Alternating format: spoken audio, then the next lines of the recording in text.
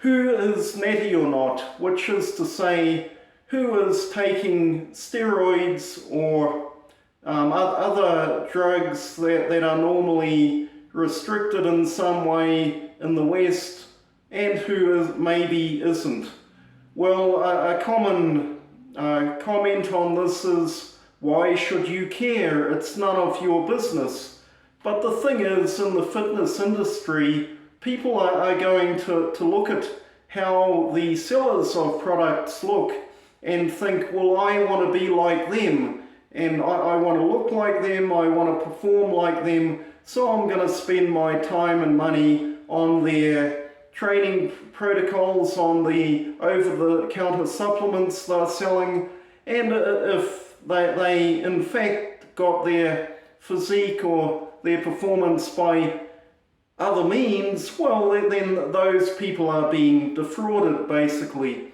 So I think we would want to know in many cases. Now, there's no way of really telling on an individual basis, but what I would use as a rule of thumb is, does the person make their living based on an extreme of their body, as an extreme performance or an extreme look? Do they have to take their body to a physical extreme?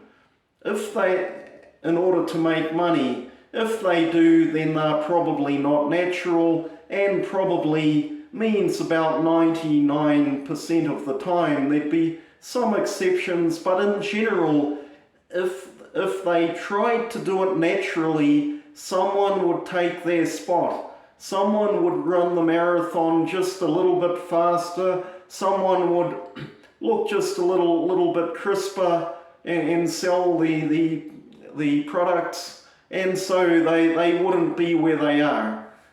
Pretty simple, right? Now, does that mean everyone in the fitness space is not natural?